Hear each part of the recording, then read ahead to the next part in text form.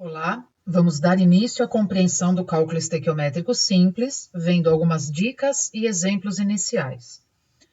Para começar, a estequiometria em uma reação química pode ser compreendida como a proporção fixa e determinada entre as espécies químicas participantes, reagentes e produtos. E as questões relacionadas são resolvidas por interpretação quantitativa dessa proporção, muito comumente estruturando e resolvendo regras de três, que é como vou mostrar aqui em alguns exemplos. Veja, por exemplo, esta equação aqui, cuja reação pode ser interpretada da seguinte maneira: 1 mol de nitrogênio reage com 3 mols de hidrogênio, produzindo 2 mols de amônia. Ou seja, cada 1 mol de N2 consome 3 mols de H2, produzindo 2 mols de NH3.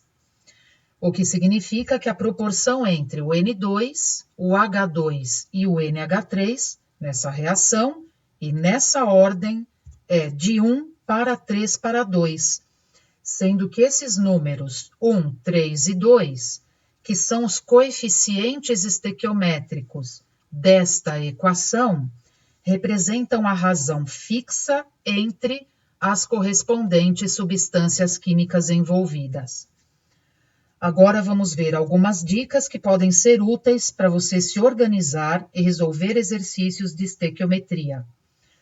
Logicamente, esse não é um método único e nem é para ser memorizado, mas para um início pode ajudar a criar uma sistematização até você avançar e ir entendendo cada vez mais sobre esse assunto. Primeira dica: faça uma leitura direcionada do enunciado, apenas buscando identificar quais são as duas substâncias que serão relacionadas na regra de três. Uma, aquela cujo dado foi fornecido, a outra, aquela cuja pergunta foi feita. Segunda dica: encontrou as duas substâncias? Escreva suas fórmulas no que já será a primeira linha da sua regra de três. Terceira dica: volte à equação química balanceada e veja quais são os coeficientes estequiométricos dessas duas substâncias relacionadas entre si. Escreva esses números em mol na linha de baixo, que é a segunda linha da sua regra de três. Quarta dica: volte ao enunciado do exercício, ver como estão se referindo as substâncias que estão na regra de três. É mol?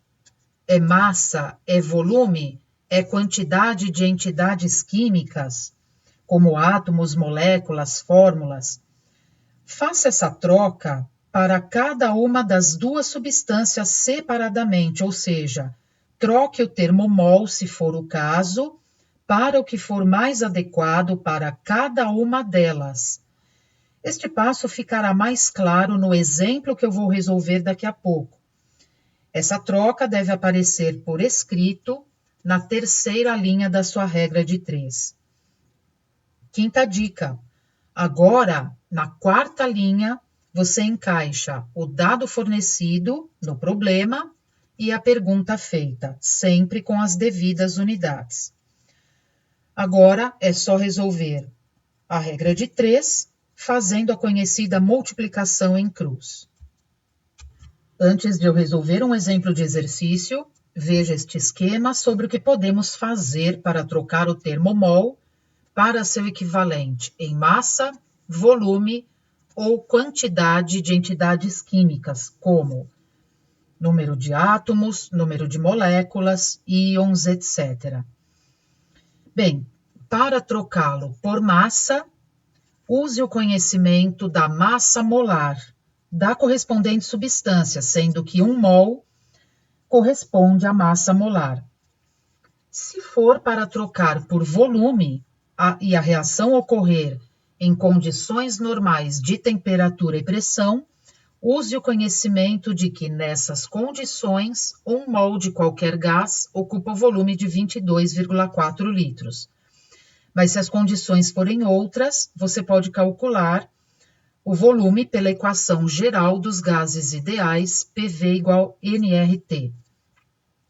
Se for para trocar o termomol pelo que ele vale em quantidade de espécies, use a constante de Avogadro, sendo que 1 mol equivale a 6,02 vezes 10 a 23 entidades químicas, sejam elas átomos, moléculas, fórmulas, íons, etc.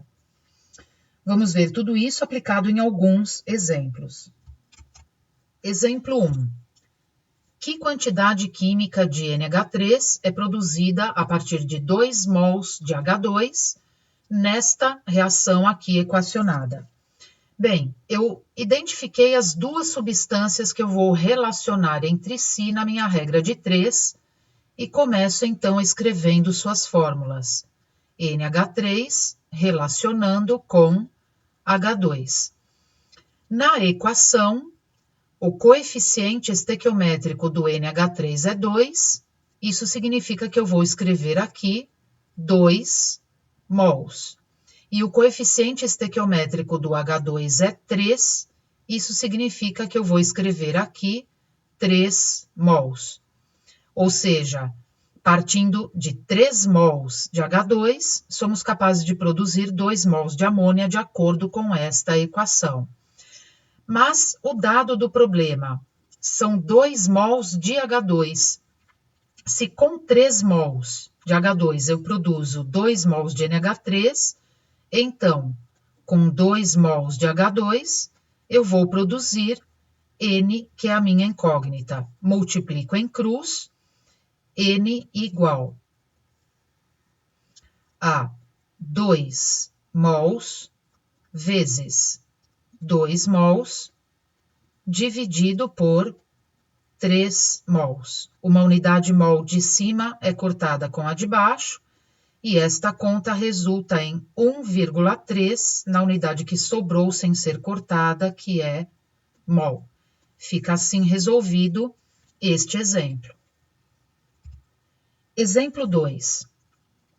Nós temos esta equação já balanceada da reação que ocorre entre sulfeto de chumbo 2 e óxido de chumbo 2, formando chumbo líquido e dióxido de enxofre gasoso. Quais são as duas substâncias que eu vou relacionar na regra de 3? Uma, o óxido de chumbo 2, o PbO, porque o dado fornecido, os 14 gramas, referem-se a ele. A outra substância que eu vou relacionar é o chumbo, porque a pergunta feita é sobre ele, e o chumbo é Pb. Próximo passo, coeficientes estequiométricos na equação. Do PbO, 2, então eu escrevo aqui 2 mols, e do Pb, 3, então eu escrevo aqui 3 mols.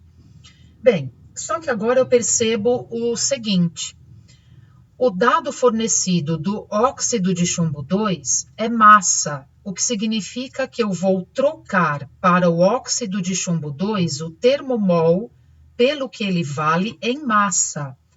Mantendo a proporção 2, eu vou fazer 2 vezes quanto vale 1 mol de PbO, mas em massa. A massa molar do PbO é uma vez a massa do Pb, mais uma vez a massa do oxigênio.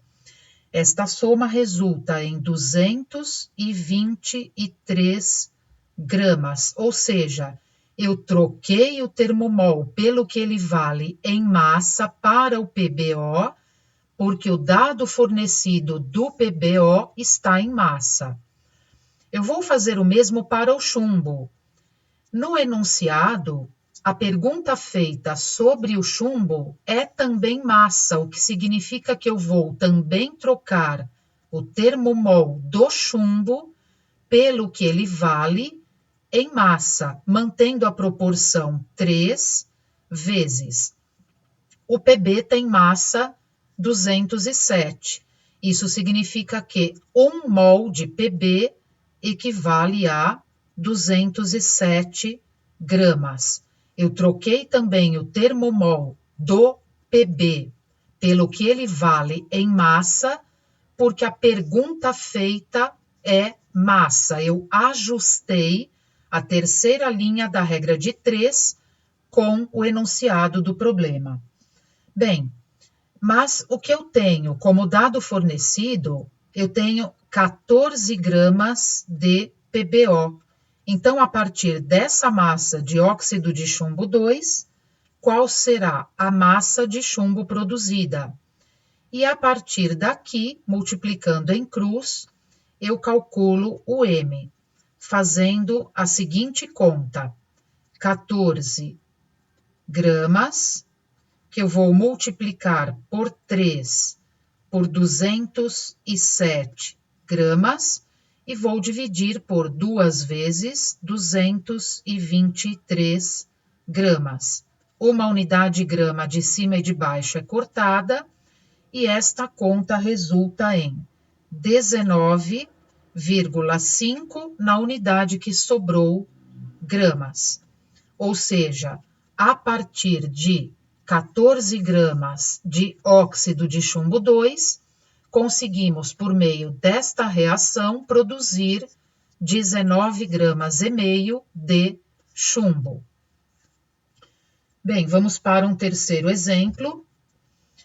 O problema é o mesmo, só que a pergunta agora é o volume de dióxido de enxofre produzido. Bem, eu vou relacionar novamente o PBO, o óxido de chumbo 2, porque o dado fornecido é dele, só que agora ao dióxido de enxofre, porque a pergunta feita é sobre ele.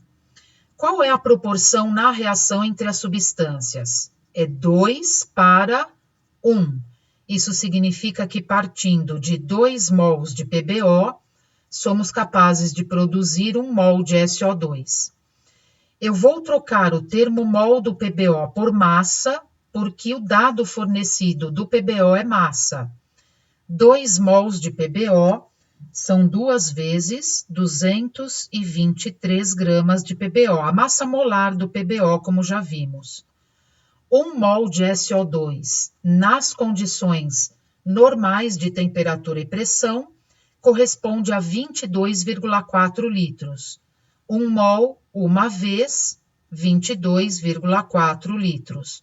Ou seja, o valor do mol em volume na CNTP, 1 mol equivale a 22,4 litros. Mas como vamos partir de 14 gramas de PBO, qual será o volume produzido de SO2?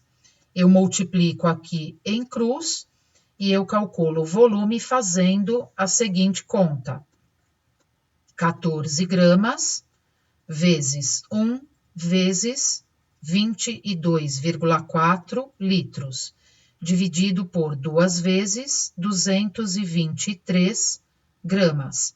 Corto grama com grama e faço a conta, resultando em 0,703 litro ou 703 mililitros. Este é o volume de dióxido de enxofre produzido nas condições normais de temperatura e pressão, a partir de 14 gramas de PBO.